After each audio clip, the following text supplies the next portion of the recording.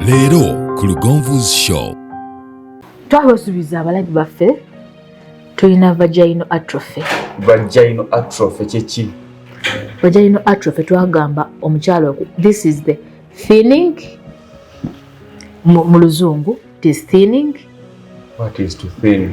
Thinning kafunda ne kabanga kalebevu. Inflammation gye nayita enkadde. Inflammation, drying okukala. Enkalu.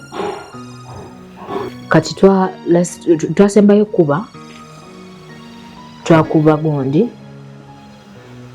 tugenda kulaga biki ebiviirako vagina okukala. Kuba anti kati kakube musawo omukyala abeereyo nga yeebuuza kakube musawo njagala nnyo ssanyusa omwana fenno kankuulire nze ndi mukyala naye ku nsonga eno teri mukyala tayiwaawo mubiri oba bbaawo omwagala oba tomwagala. Munange nkubuulire naffe nammwe abasajja obulondo bwekukubo obulondo otumwanyi anti mwe mulinamu akaze nti webinannemewoono nja kudduka. Mulimu abasajja abalemererwa nga balemereddwa lwa bizibu bye basanze eri naye bwagwa nga abadde omusajja akwagala n'alyoka akwata mu mpato wato vijeji nga atandika n'akamaliriza fa abakyala oyagala omwami akakase nti nasanze omwana oli mute n'agamba bala bonna bali ku byabwe ng'omusajja n'omukuba kibweko tava ku mukazi.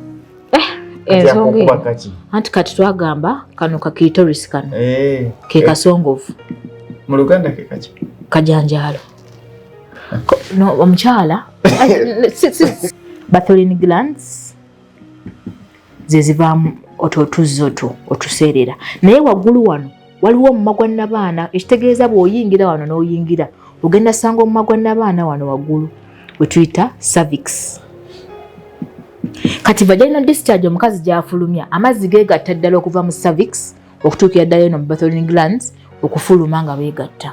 Gwe abasajja nga bawanvu eyo inotuuka yeno kati wobanga gundi inchi emu okoma wano around gundi kiwanvu toyina twagamba centimeters ka 7 rula nga 7 ng'osituse kubanga wano oba tosituse kampi kano osituse wano tewaba wabi because the vagina is over 10 centimeters plus it can accommodate anyone. That means in 10 is vagina ingire n'omukono guno omusajja yandibadde wakati wa 7 ne 10 anti kati kino ekintu kisinziira ngeri ki game gy'ogizannyamu. Nezannya ya game ematalinga anti nzanya ya game twagibalaga luli sigenda giddamu ate alaba yejo wagamba nti kubako wano mundu yo gigenda gikozesa otyo okulaba nga evaamu akantu because nabukalu wano n'omwami mwali contribution amatalinga mulimu abapapa kikozi wagamba obwagazi businga ku bbeere buli omu Katonda yamudesigninga lulwe oli Katonda mugezi naye ebitundu ki ebitabuusibwa maaso kebaba abaami the breasts otonfuula senga oli musawo ndi musawo ati baagawe kojja Lugonvu ne senga baleke beesiriwaze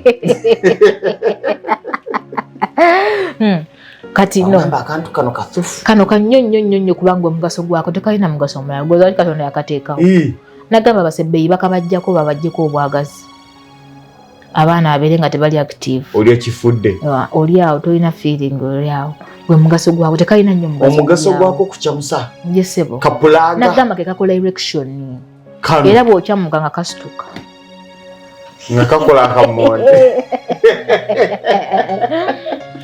Lindirira